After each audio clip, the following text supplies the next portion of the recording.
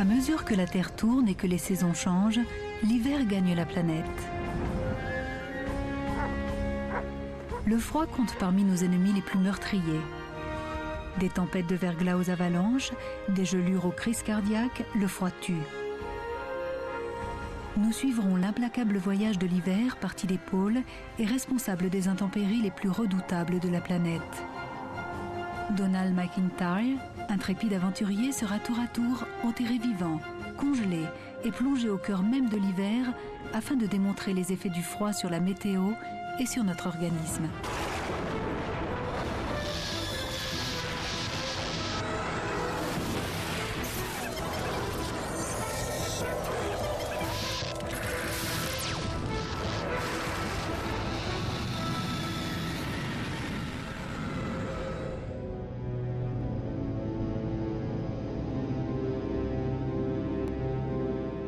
Le voyage du froid débute ici, tout au bout du globe.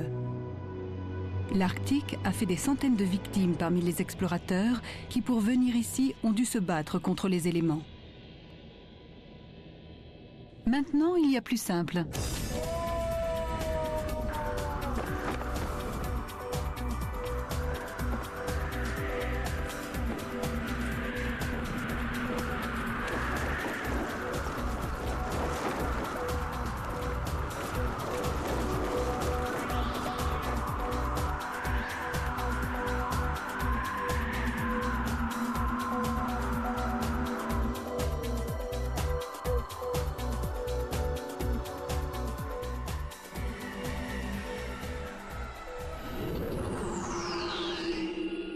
Curieusement, c'est ce paysage extraordinaire qui est responsable du froid dans l'hémisphère nord. La superficie de l'Arctique est impressionnante. 16 millions de kilomètres carrés de glace, plus que l'Inde et la Chine réunis. Ici, le temps n'a rien d'exceptionnel. Ni blizzard, ni tempête de neige aveuglantes, le soleil brille. Une brise légère souffle et les chutes de neige sont peu fréquentes. On dirait un désert. D'ailleurs, la région est considérée comme telle. Mais un désert éternellement gelé. Pour expliquer l'hiver, il faut d'abord comprendre pourquoi cette région est toujours ainsi.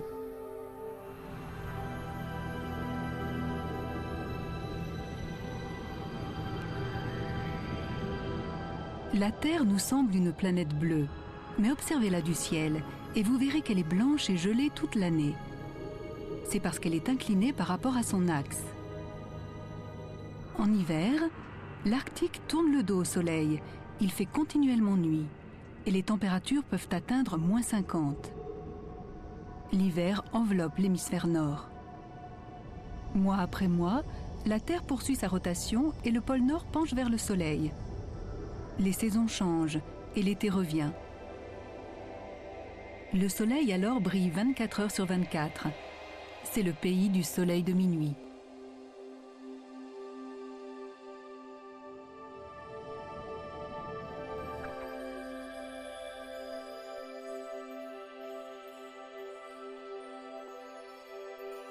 Mais le froid ne diminue pas pour autant. Même au beau milieu de l'été arctique, la température grimpe tout juste au-dessus de zéro, ce qui est insuffisant pour faire fondre la glace. Et heureusement, car à quelques mètres sous la surface se trouve l'océan Arctique.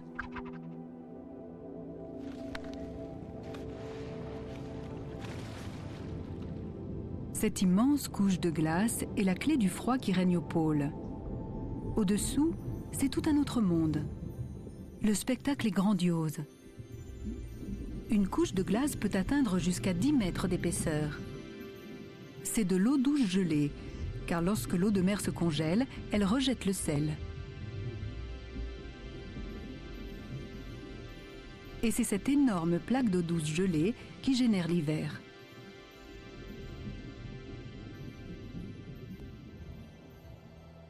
La glace maintient l'air en surface quasiment à la même température. Au-dessus, un air plus chaud fait pression, obligeant l'air plus froid de la surface à filer vers le sud.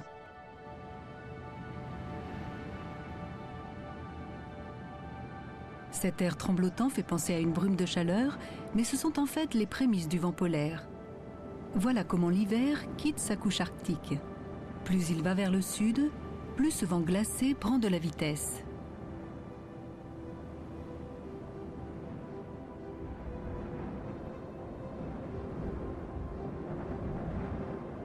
Mais quel impact a-t-il sur nous? Seul un fou oserait braver le froid arctique sans protection. Pour savoir comment un corps exposé à un froid extrême réagit, l'idéal est d'aller dans un endroit surveillé.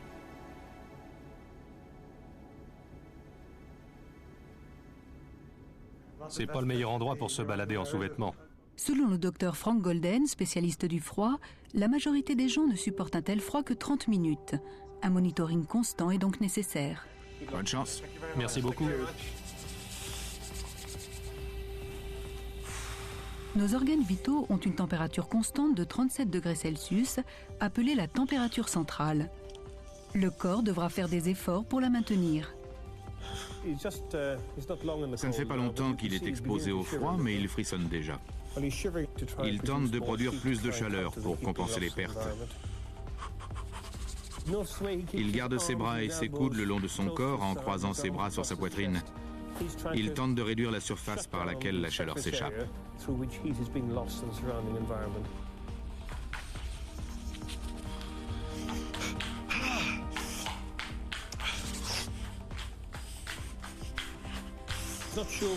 Il ne sait pas vraiment quoi faire, mais il sait que le seul fait de frissonner ne produira pas assez de chaleur. Il se demande s'il doit bouger un peu pour augmenter la production de chaleur. Sa température baisse régulièrement et il n'y peut rien.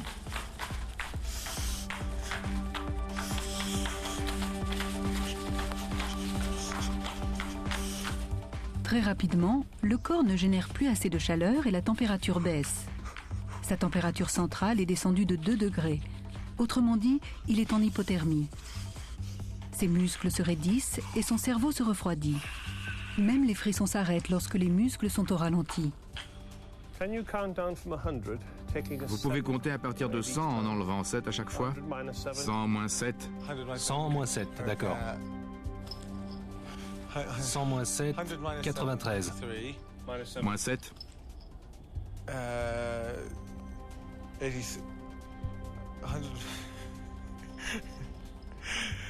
86.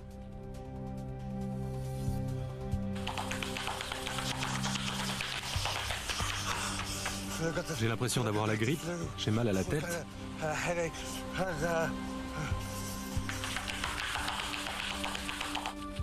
Quand l'ensemble des organes vitaux se refroidit, tout l'organisme fonctionne au ralenti. C'est la phase critique.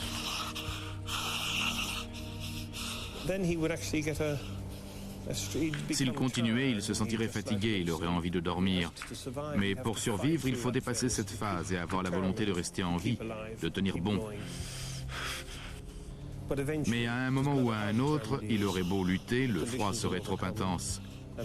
Sa température chuterait à tel point qu'il perdrait connaissance et finirait par mourir.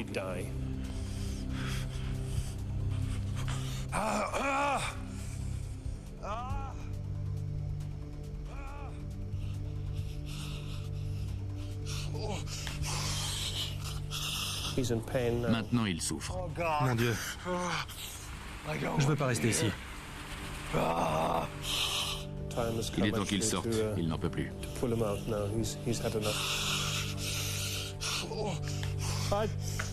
Venez, Donald, ça suffit. Comment vous sentez-vous? Vous êtes frigorifié, hein? Vous n'arrêtez pas de frissonner. Vos muscles sont raidis. J'ai l'impression que mon orteil va tomber. Vos muscles se sont raidis, vraiment. Vous avez du mal à parler. Bon sang. Venez vous réchauffer, on va vous examiner.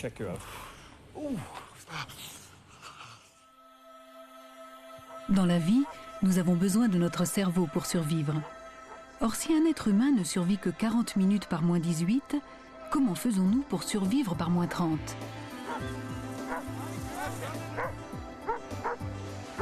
Eric Bruin et Mats Vadel effectuent la tournée militaire la plus éprouvante du monde.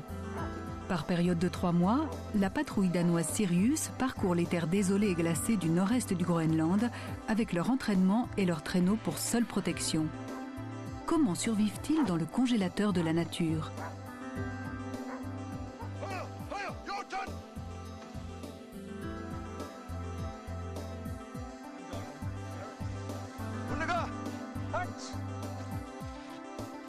Cette fois-ci, ça marche pas.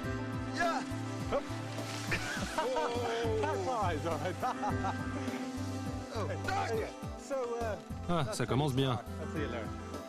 Vaut mieux savoir skier avant de devenir membre de la patrouille Sirius. Allons-y. C'est d'abord le climat qui les a fait venir ici. Durant la Seconde Guerre mondiale, les Danois ont dû défendre le Groenland contre les Allemands, car lorsqu'on connaît le temps ici, on peut prédire le temps qu'il fera en Europe. Aujourd'hui, l'ennemi le plus redoutable dans le secteur, ce sont les phoques. Ici, les blizzards et les tempêtes de neige peuvent frapper sans préavis, et le froid constitue une menace permanente. Le mercure descend régulièrement à moins 40.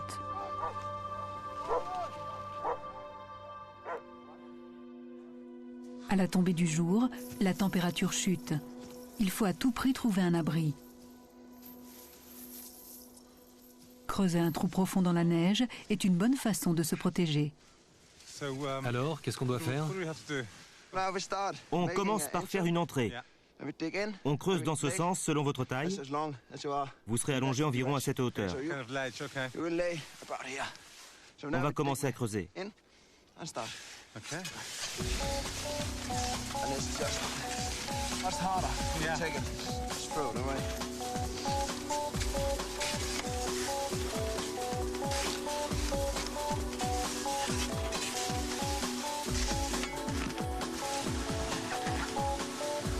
C'est là que je dors? Exactement. Génial.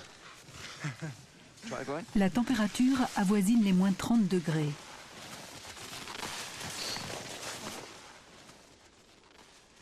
Cette région du Groenland est le plus grand parc national du monde. Mais elle n'est peuplée que de 27 personnes. En cas d'incident, ils sont tous seuls. Pour survivre, il suffit d'un sac de couchage et de bougies.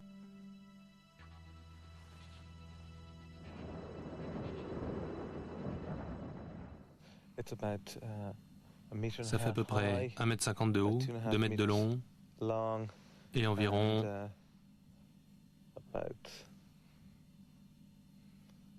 1,50 m de large. Là, c'est mon entrée. Il y a toujours un trou pour laisser passer l'oxygène. Je peux contacter la patrouille Sirius en cas de pépin, au cas où ça commencerait à s'effondrer, mais il n'y a pas de raison, c'est du solide.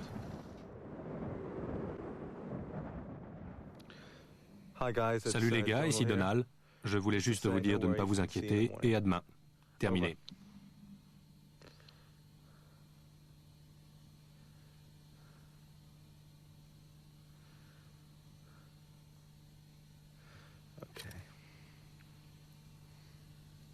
On va voir s'ils répondent. Sinon, eh ben...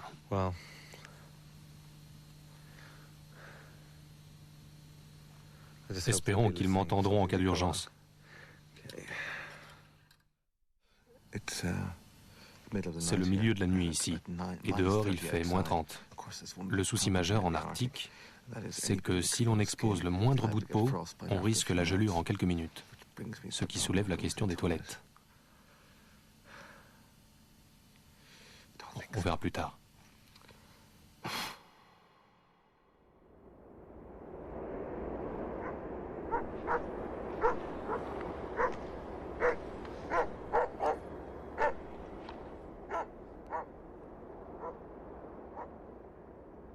Étonnamment, il fait 25 degrés de plus dans le trou qu'à l'extérieur.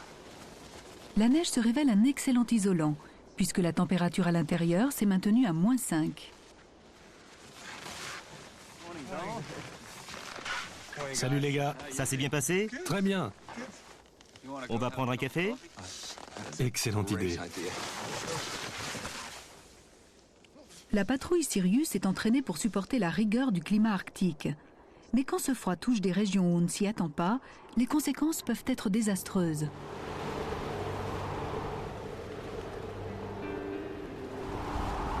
Nous ne sommes pas au Groenland, mais dans l'État de New York au début du printemps 1993. À environ 1 mètre de nous, on ne voyait plus nos traces. On ne pouvait même plus revenir sur nos pas, les traces avaient disparu. Le vent nous a fait tomber et nos paupières ont gelé sur notre visage. On ne voyait plus rien. On devait cacher notre visage pour se protéger. De toute ma carrière, jamais je n'ai rencontré de telles conditions climatiques. Le 12 mars 1993, la côte est des États-Unis se retrouve paralysée par une des plus violentes tempêtes de l'histoire. L'image satellite montre qu'une violente perturbation arrive par la côte. Cette énorme masse d'air humide qui va rencontrer de l'air froid nous promet de fortes chutes de neige sur la région, entre 30 et 60 cm autour de la capitale d'ici demain midi. Dans le nord de l'État de New York, Jeff Smoke et Bill Simmons décompressent après le travail. À plusieurs centaines de kilomètres de là, la tempête s'intensifie et se dirige dans leur direction. Dehors, il s'est mis à neiger, mais jusque-là, rien d'anormal pour la saison. Quand ils prennent le chemin du retour, ils sont loin d'imaginer qu'ils vont être pris dans un blizzard qui va transformer leur vie. Un violent blizzard touche la région et l'ouest de la Nouvelle-Angleterre. Tempête de neige, vent fort et froid glacial. Les chutes de neige sont spectaculaires. Bill et Jeff se retrouvent bloqués à 800 mètres de chez eux. Ils décident de faire le reste du chemin à pied.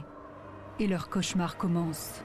On ne pouvait ni avancer, ni faire demi-tour, ni grimper nulle part. On était coincés. C'était comme labourer dans 1,50 m de neige. Au bout d'un moment, on n'en peut plus, on lève la tête et on a de la neige jusque-là. Comme si on était dans un trou. Au début, on se disait qu'on allait rester près de l'arbre quelques minutes ou une heure, enfin le temps que le vent se calme, et qu'ensuite on repartirait chez nous à pied. Mais résultat, le mauvais temps n'a fait qu'empirer. Le vent souffle maintenant en rafale à 230 km/h. Le mercure est descendu bien en dessous de zéro et par endroits le vent soulève la neige à 10 mètres du sol.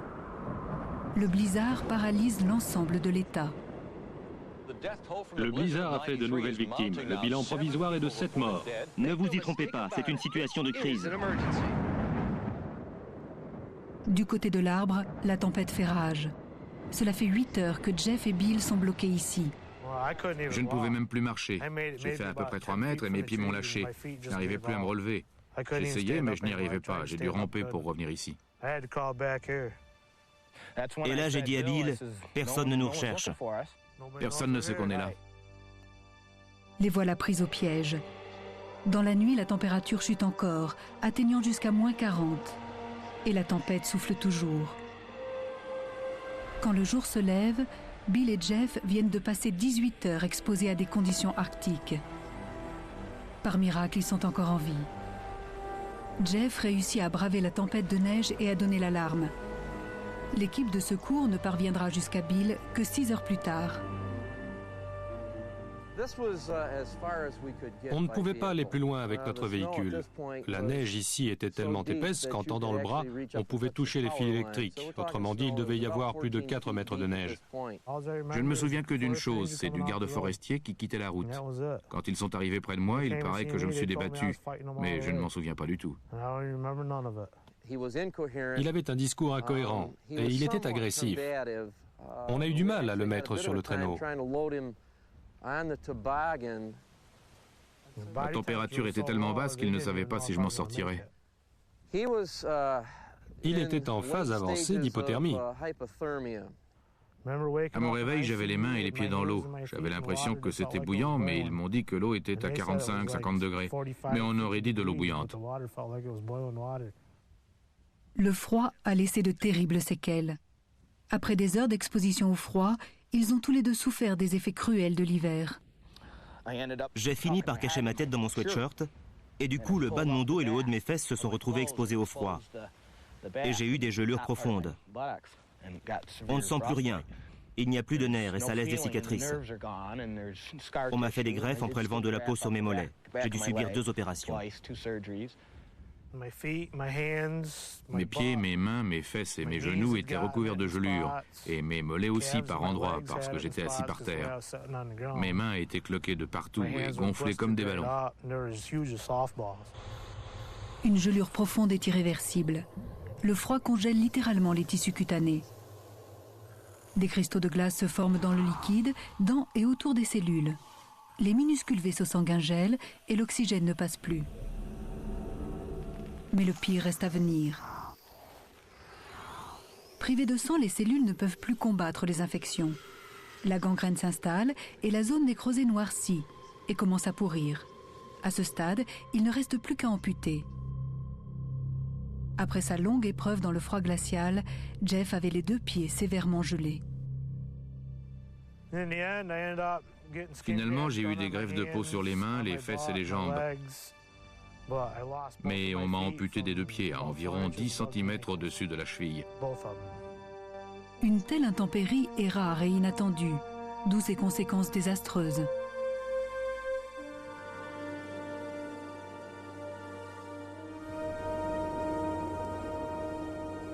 Même des professionnels peuvent se faire surprendre. Au cours des 50 dernières années, la patrouille Sirius a perdu 6 hommes sous la glace. Des gelures profondes sont toujours à craindre, mais ces hommes sont conscients des risques et leur amour de ce paysage extraordinaire compense les dangers. Tandis que la patrouille Sirius poursuit sa route vers le nord, nous partons vers le sud, à l'endroit où l'hiver frappe en premier. Ce vent polaire qui souffle vers le sud est sur le point de rencontrer l'air plus chaud venu de l'équateur. Et leurs retrouvailles sont toujours explosives. Le site en première ligne est la station météorologique du mont Washington, au nord-est des États-Unis. C'est là que s'engage la bataille entre le chaud et le froid. Mais pour le moment, tout est calme. Ce matin, la température au sommet est de -9 degrés. Les vents de nord-ouest soufflent à 76 km/h. La météo prévoit des nuages dans la matinée, quelques averses de neige et des vents d'ouest de 65 à 95 km/h. Mais attention, une autre perturbation devrait arriver des Grands Lacs cet après-midi. Comment une montagne aussi ensoleillée peut-elle jouir d'une si mauvaise réputation ? Le sommet se trouve sur la trajectoire des tempêtes et des masses d'air qui influent sur le temps au nord-est. C'est donc l'endroit idéal pour découvrir ce qui se passe quand le vent et le froid se conjuguent. Le temps ici est particulièrement instable et en quelques secondes, on peut passer d'un ciel bleu à un ciel gris orageux.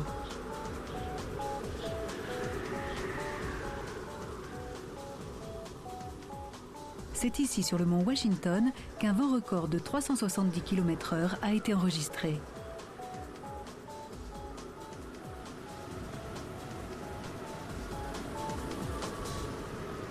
Les rafales de vent atteignent actuellement 95 km/h et il n'est déjà pas facile de tenir debout. La première conséquence du vent, c'est la baisse de température. On appelle cela le facteur de refroidissement éolien. Nous sommes tous enveloppés d'une fine couche isolante d'air tiède. Mais ici, elle est balayée par le vent. Et lorsqu'il souffle à 80 km/h par -5 degrés, on a la sensation qu'il fait -38. Le vent conjugué au froid accroît les effets meurtriers de l'hiver. La station du mont Washington est donc l'endroit idéal pour étudier les conditions climatiques hivernales extrêmes. Enfin, quand les instruments ne gèlent pas. Lorsque le vent et un brouillard glacial comme celui-ci entrent en contact avec un objet, il se passe un phénomène étonnant. Ce brouillard est composé de milliards de gouttelettes d'eau. En fait, elles sont toutes bien au-dessous du point de congélation, mais elles restent à l'état liquide, autrement dit en surfusion. En revanche, dès qu'elles entrent en contact avec un objet, elles se congèlent. Ces belles plumes de glace, appelées cristaux, sont dures comme la pierre. Cet état de surfusion est responsable d'un des phénomènes climatiques les plus extraordinaires de la planète. Une tempête de verglas. Une des pires tempêtes de l'histoire a d'ailleurs violemment frappé l'est du Canada.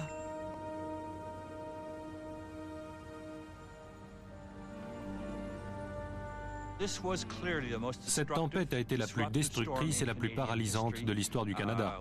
Les archives météo du pays remontent à plus d'un siècle et demi et on n'avait jamais vu ça. Les tempêtes de verglas ne sont pas rares au Canada, habillant le paysage d'un superbe manteau de glace. Mais en janvier 1998, la tempête qui frappe le Canada n'a rien d'ordinaire. Au début, elle a un côté magique, comme toujours. C'était même plutôt l'euphorie. Ça ne gênait pas vraiment les gens. Les écoles étaient fermées, certaines entreprises également, mais on avait une belle ambiance hivernale. Ça donnait un côté magique à l'hiver et les paysages étaient magnifiques. Le soir du 4 janvier, l'hiver est bien présent. Une masse d'air polaire glacial plane au-dessus du nord-est du pays. Au même moment, une masse d'air tiède et humide arrivant du Texas s'installe au-dessus de l'air polaire, formant une sorte de couvercle qui l'emprisonne. Les conditions idéales pour une tempête de verglas. La pluie venant de la masse d'air tiède traverse l'air glacial, mais n'a pas le temps de geler durant sa chute, et l'on a une pluie surfondue.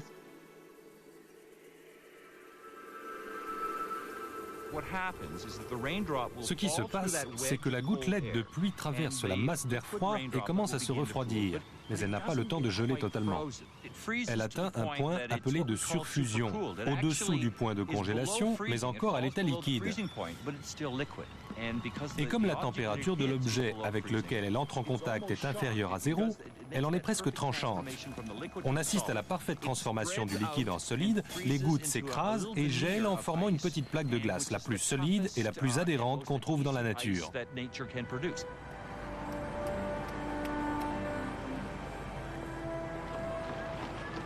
Les tempêtes de verglas peuvent être meurtrières, mais en général, le supplice ne dure que quelques heures. Pourtant, en 98, les choses sont différentes. La tempête vient par vagues. Pendant 2 jours, cette pluie glaciale ne cesse de tomber. La glace s'accumulait et devenait de plus en plus épaisse. Les fils électriques grossissaient à vue d'œil et tous les arbres se recouvraient bien sûr de glace. Regardez l'épaisseur de cette glace par rapport à ma main, c'est incroyable. Il y avait parfois 10 cm de glace sur chaque rameau. Et bien entendu, ce n'était qu'une partie d'une branche plus grosse, elle-même recouverte de glace. Et avec cette soudaine surcharge de glace, elle finissait par se casser et par tomber.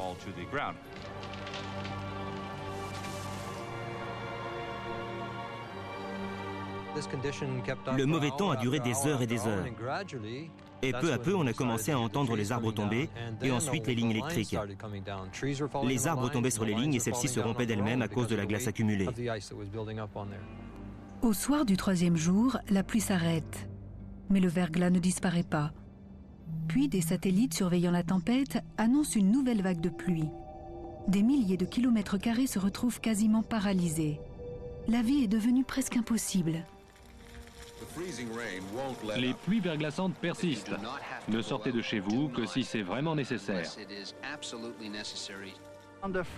Ce vendredi-là, que nous appelons le vendredi noir ou le vendredi glacial, nous avons compris qu'il ne s'agissait pas d'une banale tempête.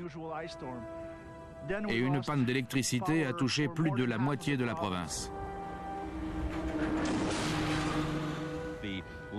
Des kilomètres de câbles et d'énormes pylônes électriques se sont retrouvés au sol. Quand on voit un pylône électrique s'écraser juste devant soi,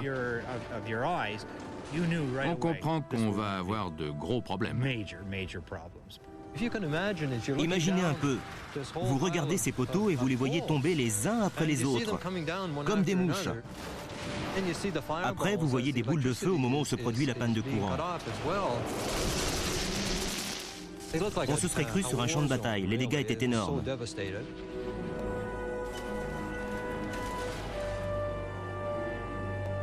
La tempête s'abat au cœur même de la vie moderne. Toutes les maisons, toutes les usines, tous les bureaux dans un périmètre de 800 000 km² sont plongés dans le noir. Privé d'électricité et de moyens de communication, Montréal est dans une situation critique. Un centre d'urgence est constitué pour coordonner les secours. Cette tempête est considérée comme la pire intempérie qui ait frappé l'Est du Canada. Privés d'électricité, des millions de gens se retrouvent sans chauffage, sans eau potable ni sanitaire. La situation est catastrophique. Les services de secours sont débordés et le gouvernement ne sait plus quoi tenter. Le désespoir se lisait dans les yeux des gens. La température est descendue à moins 15, moins 18. Après la tempête, il faudra 3 semaines pour rétablir l'électricité et que la ville retrouve une vie normale. Pour 4 millions de personnes, cette tempête a été la pire intempérie de leur vie. Ils n'en verront sans doute jamais plus d'une telle intensité. À l'heure des bilans, 50 000 personnes ont dû être évacuées et relogées dans des abris temporaires. 35 personnes sont mortes et de nombreux autres ont été grièvement blessés. La tempête a détérioré 3000 km de lignes électriques, causant 800 millions de dollars de dommages.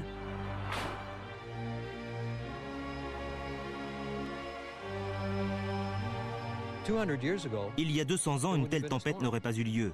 La glace serait arrivée, elle serait repartie et les gens auraient toujours eu du bois pour se chauffer et pour cuire leurs muffins. Ça ne les aurait pas perturbés. Mais aujourd'hui, on dépend tellement de l'électricité que les conséquences ont été catastrophiques. Dans notre bataille incessante contre le froid, le temps est sorti vainqueur et notre technologie n'a rien pu faire.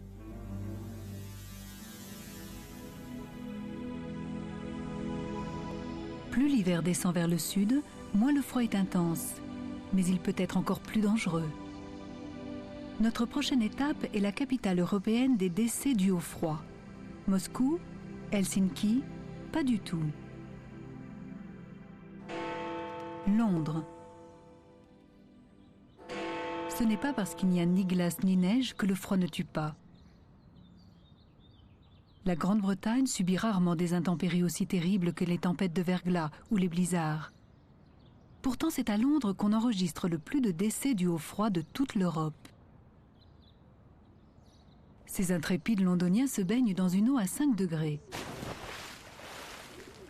Même cela peut causer la mort, car une personne sur 6 décéderait au bout d'un quart d'heure. Mais alors, quelles sont les capacités physiques qui leur permettent de le faire?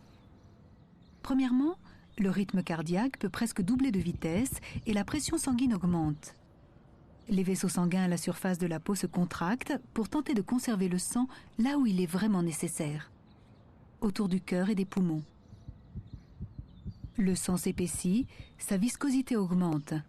C'est une réponse normale de l'organisme face au froid. Mais cette réaction cause parfois une mort soudaine et douloureuse.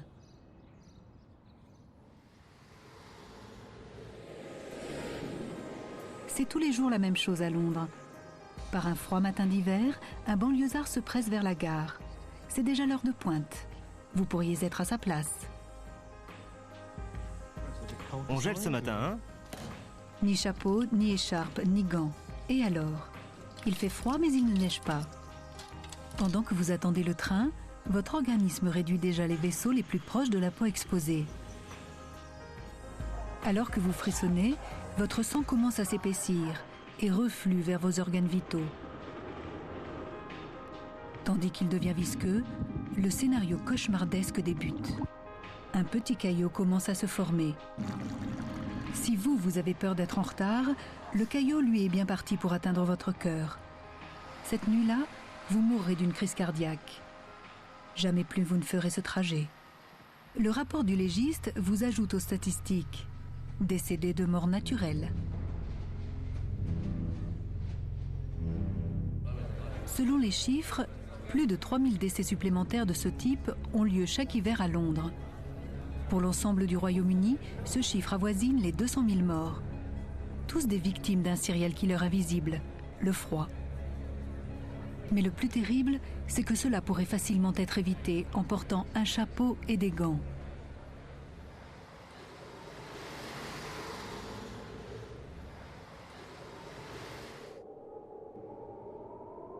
Plus au sud, l'hiver est moins rude, sauf en altitude où il fait toujours froid.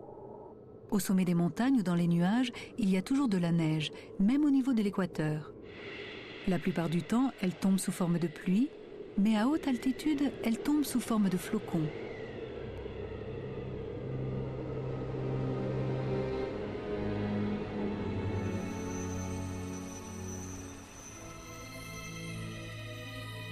C'est l'un des miracles de la nature et le signe distinctif de l'hiver. Les flocons sont à l'origine de minuscules particules dans les nuages. Leur surface attire les gouttelettes d'eau qui se congèlent, formant des cristaux de neige. De plus en plus de gouttelettes se fixent à ces cristaux qui deviennent des flocons, jusqu'à ce qu'ils soient assez lourds pour tomber. Le flocon hexagonal classique est le plus courant, mais il en existe différents types. Voici une plaquette. Et ici, 2 plaquettes réunies par une colonne. En tombant, elles peuvent se combiner, créant des formes encore plus complexes.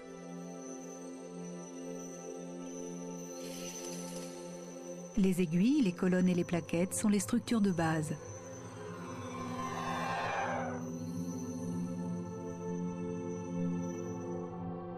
Sous le microscope électronique, les flocons dévoilent leur incroyable complexité.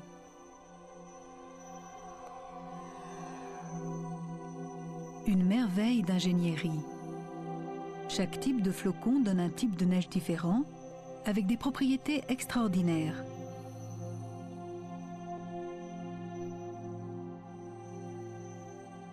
Certaines neiges sont dures comme le béton, ce qui est un atout si l'on se trouve pris dans une tempête en compagnie de Peter Marchand. Peter est un amoureux de la neige, un scientifique qui passe des semaines à faire des recherches dans les montagnes enneigées du Colorado. Ici, il n'a besoin de rien, sauf d'un peu de neige fraîche. Depuis que mon père m'a fait chausser les skis, quand j'étais gamin, je me suis intéressé à la neige en tant que matériau. Quand les flocons tombent sur le sol, ils ne restent pas mous et poudreux, mais sous l'effet de leur propre poids, ils se tassent et se solidifient. C'est ce processus qui permet à la nature de créer ces superbes sculptures de neige et à Peter Marchand de se construire un abri.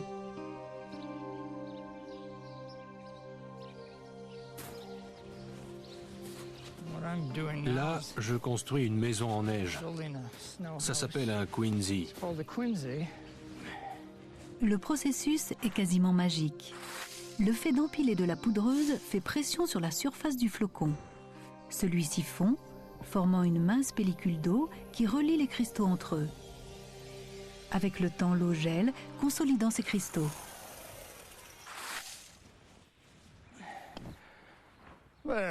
Voilà, on va attendre quelques heures pour que ce tas de neige se solidifie et on reviendra pour commencer à creuser. Ça fera un abri confortable pour la nuit. Quelques heures plus tard, la pile est devenue un bloc de neige solide que Peter creuse pour fabriquer un abri capable de résister aux rigueurs hivernales.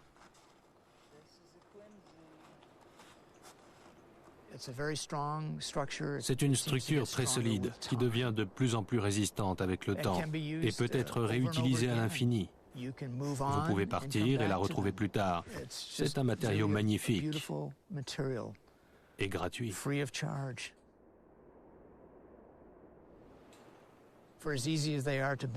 Ces abris sont aussi faciles à construire qu'à quitter. On n'a rien à plier, à porter sur son dos ou à transporter.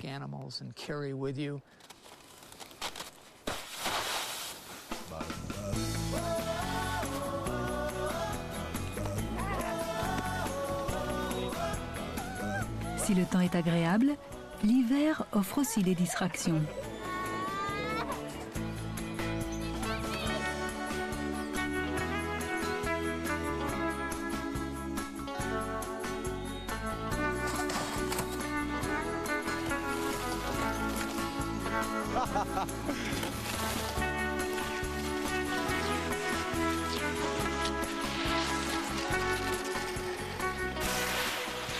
Ce phénomène de consolidation qui permet de construire l'abri de Peter offre également une surface parfaite pour les sports d'hiver. Mais quand cette consolidation ne se fait pas, les conséquences peuvent être tragiques.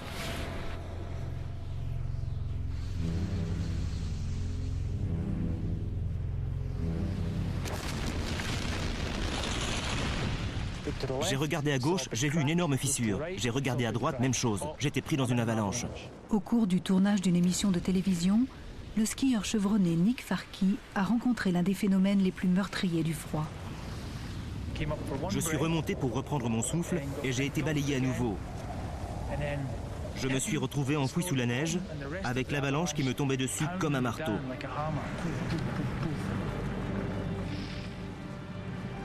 Il a eu la chance de s'en sortir, contrairement à des centaines de personnes chaque année. Les chutes de neige finissent en général par former des couches bien consolidées, mais il arrive qu'une de ces couches soit plus fragile. Les moindres vibrations causées par un skieur peuvent décrocher la couche supérieure. En quelques secondes, des centaines de milliers de tonnes de neige dévalent la montagne à plus de 160 km/h. Vu le nombre de visiteurs dans les stations de ski chaque hiver, les avalanches sont une menace. Et les spécialistes en déclenchement préventif des avalanches sont engagés dans une bataille constante contre les prévisions météorologiques. Leur travail consiste à repérer les tas de neige et les surplombs potentiellement dangereux et à les dynamiter.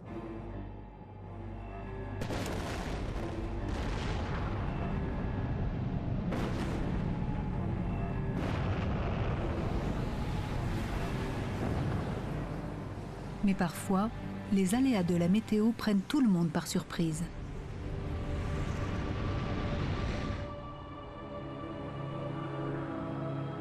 Le village de Galtour n'aurait jamais dû être frappé par une avalanche. Mais une accumulation invraisemblable de paramètres en a fait la victime d'une des avalanches les plus meurtrières des Alpes.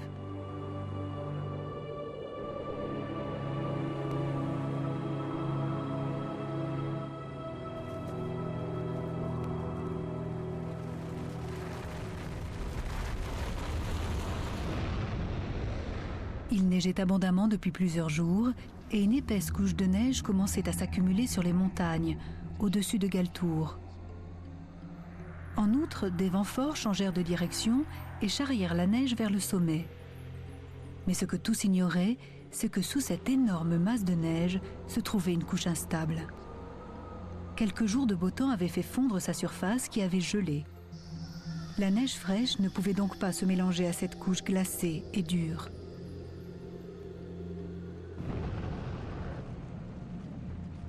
Personne ne sait exactement quel a été le déclencheur, mais en quelques secondes, plus du tiers d'1 million de tonnes de neige a dévalé la montagne à 300 km/h. L'avalanche a balayé tout ce qui se trouvait sur son passage et a enseveli le village de Galtour.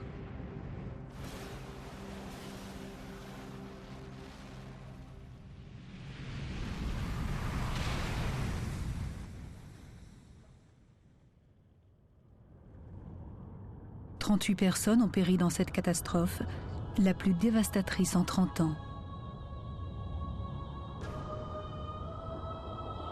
Ici, en montagne, le temps n'en finit pas de nous surprendre.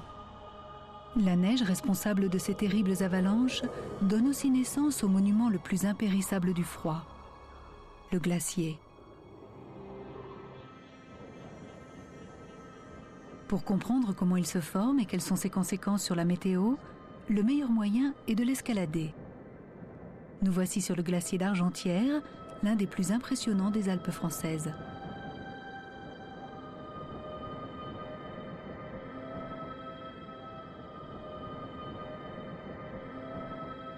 Ce glacier existe depuis au moins 10 000 ans et il faut 500 ans à la glace pour descendre ici. Au-dessus de nous se trouve la source de ce grand ruisseau de glace qui au départ n'est que neige. Avec le temps, les cristaux de neige se tassent et forment la glace. Année après année, les couches de neige se tassent en petits cristaux de glace qui se consolident. Le poids de la neige fraîche compresse encore plus la glace au-dessous, qui finit par donner une glace pure et bleutée. Quand le glacier est de taille suffisante, il commence à bouger et sur des milliers d'années, crée une vaste rivière de glace. Pendant sa descente, il se fracture en énormes crevasses. Ce glacier fait plus de 9,5 km de long et 3,5 km de large.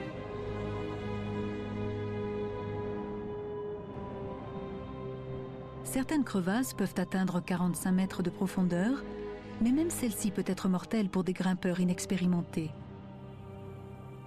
Toute cette glace se forme sur le principe de la boule de neige. Elle a besoin de temps et d'une forte pression.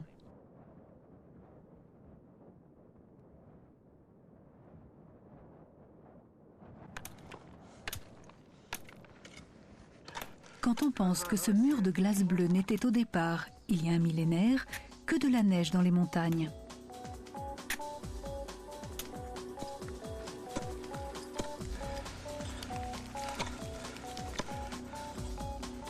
Je monte. Il y a 500 ans, c'était la période glaciaire qui a provoqué de longs hivers extrêmement froids sur presque toute l'Europe. Lorsqu'on monte de 100 mètres, la température descend d'un demi-degré. C'est le mélange de l'air froid d'ici et de l'air tiède venant de plus bas qui donne parfois un temps abominable. Mais c'est aussi ce qui engendre la neige qui façonne le glacier. Excellent.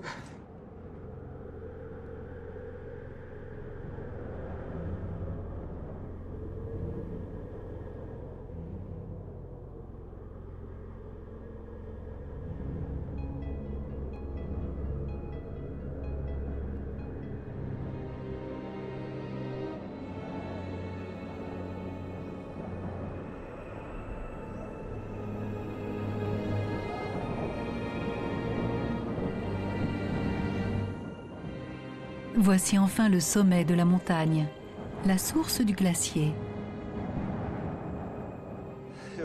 Voilà, on est arrivé. Là-bas, c'est le névé. C'est là que la neige s'accumule. Cette zone s'appelle le névé, un énorme bol naturel qui recueille la neige. C'est là que naît le glacier.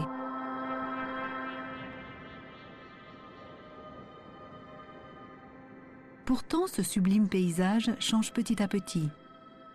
Le glacier d'Argentière, au-dessus de nous, rétrécit chaque année de plusieurs mètres. Dans toutes les Alpes, près de la moitié de la glace a fondu et 100 glaciers ont totalement disparu. Tout cela au cours des 150 dernières années. Pourquoi? En raison du réchauffement planétaire. Et si ça continue, d'ici 2050, la couverture de glace ne mesurera plus que 20% de ce qu'elle était il y a un siècle et demi.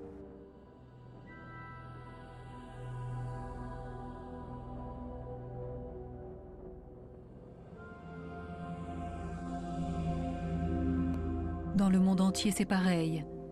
Des Andes à l'Himalaya, des glaciers disparaissent et fondent avant que les neiges n'aient le temps de les alimenter.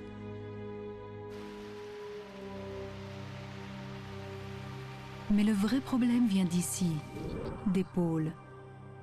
Si la glace du nord et du sud fondait, y compris les glaciers, le niveau de la mer monterait de 6 mètres, submergeant les villes de basse altitude comme Londres, New York et Tokyo. Le plus ironique, c'est que le froid, notre pire ennemi, protège le monde tel qu'on le connaît.